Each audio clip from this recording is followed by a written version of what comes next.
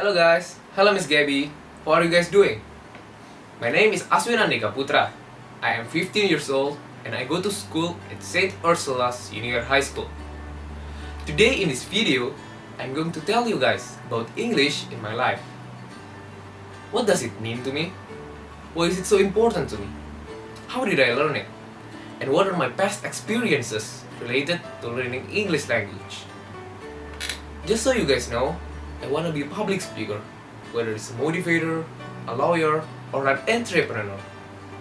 Hopefully this video will become an opinion and a motivational video, which I greatly doubt. So please do forgive me if it does happen, because it's just the way I speak, it's just the way I am.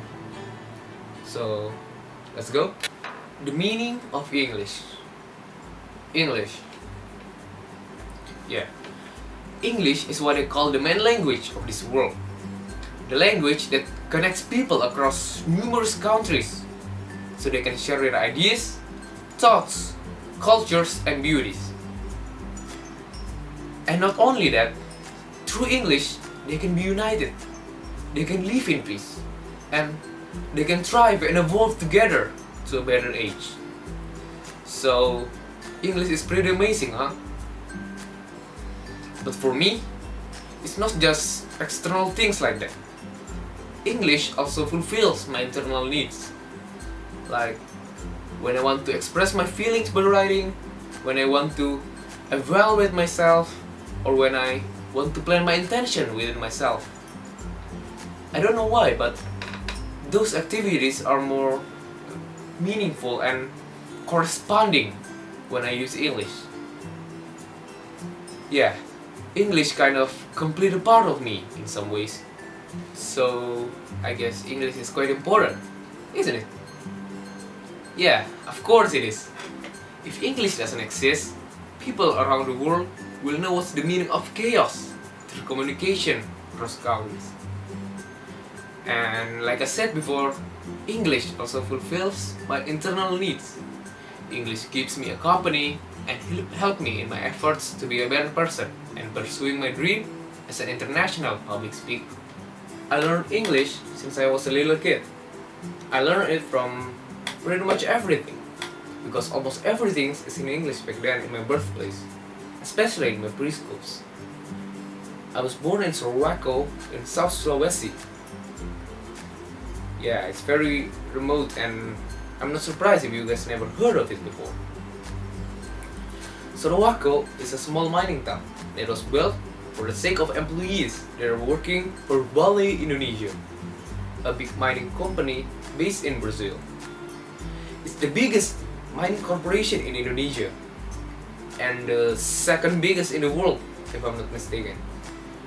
The company is really rich, so yeah, it's not shocking if the building and facilities in Sorowako, including schools, are so advanced and high-tech, even though it's located in a pretty remote area. The schools there are brilliant. The teachers are well educated in teaching, the technology is very up-to-date, and the buildings are so well designed. Well, of course, because it was designed by foreign experts. And that's why English there is so commonly used, because there are so many people from other countries. I guess I'm pretty lucky to be born there. Yeah, for sure. It helped me a lot to reach my maximum potential, or at least close to it. After my early years, I continued learning English mostly from the internet, books, movies, video games, communication, and some other things that use English. Come on, this is the 21st century. Knowledge knows no limit. For me, the key in learning English is by not seeing it as an object, but as a subject instead. Not subject as it is in schools or colleges, but subject like a person that does something. What do I mean by that? I think now there are so many people that see knowledge like English as an object that is learned by hard efforts and learned theoretically, or by reading something we are not a fan of, like textbook for school, which would create a burden for us to learn it. In my opinion, I think it would be far more effective if it is learned by not seeing it as a burden, by not seeing it as an object that we have to learn desperately, but instead by seeing it as a pleasure, as a thing that we can truly relate to our lives. And if we have a positive mental attitude, like relatable, curious, and enthusiastic, I think that the knowledge of English come to us itself. That's what I mean by seeing it as a subject. I have many experiences in learning English, both bad and good. My worst experience, I think it's when I was representing my school for an English speech competition in my regency. It's one of my few early experiences speaking in front of a lot of audience, and it went horribly wrong. Yeah, the tragedy began when the microphone kind of malfunctioned, like it's not working properly, and then because of that distraction I was starting to be nervous and forgetting all the things I should say. I was only in my third year of elementary school, so I was very inexperienced, and it ended up with me trying to speak all that I remember, but the structure was a complete mess. Because of that, I lost that competition, and I think I let many people down, including myself, of course. I could hardly forget the event for the next couple of months, but in the end, I eventually overcame my failure and made it a motivation to do better next time. Yeah, it's not so bad in the end, thanks to people who kept on motivating me. I think that experience made me a better person by helping me to create my winner mentality. I didn't participate in many English competitions then, but English didn't go far for me. The following is one of my best experience in learning English. After my third year, I realized that there is something I was more interested in learning other than English, which was mathematics. But as I said, English didn't go far. I guess I was pretty good at mathematics back then. I won a lot of math competition in my province and even in the national level. But then I was challenged. I was like, can I make history and win an international event? Thanks to my school that was very active in participating in competition, we found this competition named International Mathematics and Science Olympiad, or IMSO 2012, because it was in 2012. Then I began to participate for the qualification. After I passed Regency and Province qualification, I faced the national qualification, which started to use English as tests. Thankfully, because English was something I was familiar and into of, I could make it as my advantage. With the help of English, I managed to pass 3 stages of the national qualification, even though they were extremely hard. And I ended up in the 10th position out of qualified 11 students. Of course, I was so happy and surprised, and I was like, does this mean I can go to some other country for free and I can skip school for at least 1 week? Yeah. What an Indonesian mentality I got there, right? But yeah, it did happen. And it was held in Lucknow, India. Not the country I really wanted to go to, but it's okay. In India, I was literally living my dream.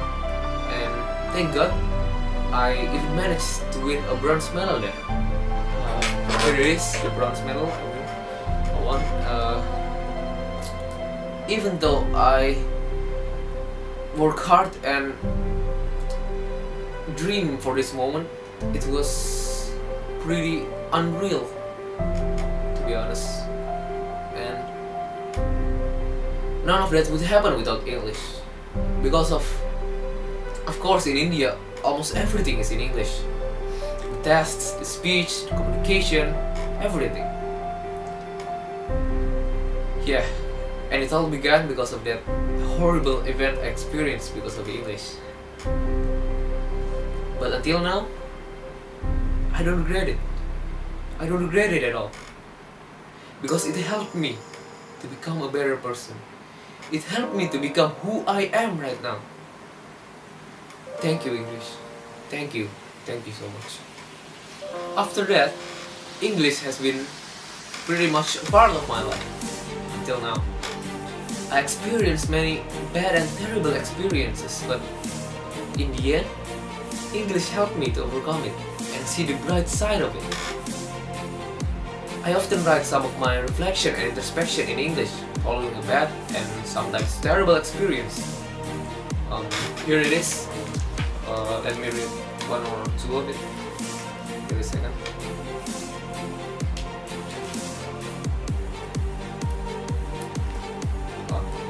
Here's one. People have feelings. I mean, those feelings are what make us people, right? Yeah, feelings are amazing. It makes us feel alive. Sometimes we feel happy, proud, and satisfied. But sometimes we may also feel sad, disappointed, and upset. That's the beauty of life, isn't it? But do we sometimes feel that it is too much? Do we feel like we want to give up sometimes? When we lose the things we love the most, and when people are trying to destroy our lives, or when people will turn against us? Yeah, I've been in those times. It was despeраting and made me want to do bad things, made me want to quit, made me want to forget all things I love and have.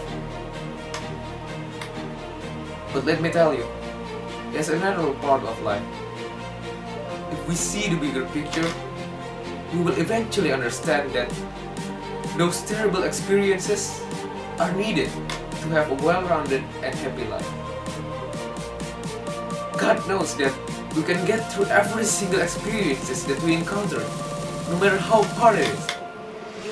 God knows that we can choose the right choices and choose to be the best of ourselves. Yeah, of course we do lose the things that maybe we fought so hard to get and sacrificed so much to achieve, but that's alright. Yeah, you absolutely can live without it. Just remember how valuable you really are, and think how not worth it is if you give up on your life. If you need to be sad, it's okay. If you need to cry, it's totally fine. Don't think those are bad and taboo things to do.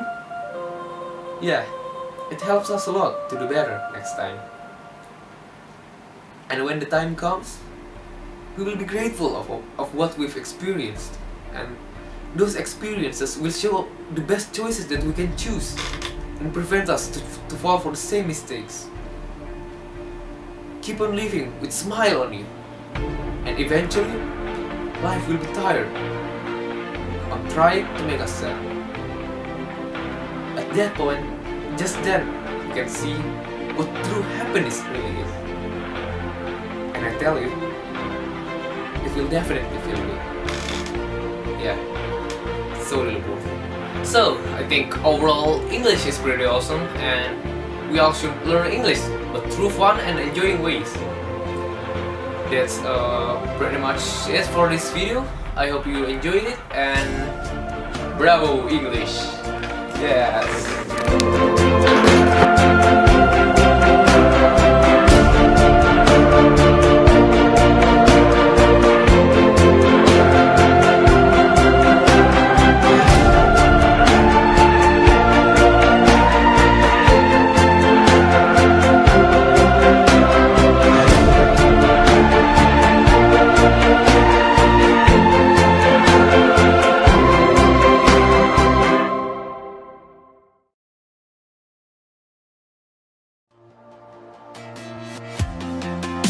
That I cannot see.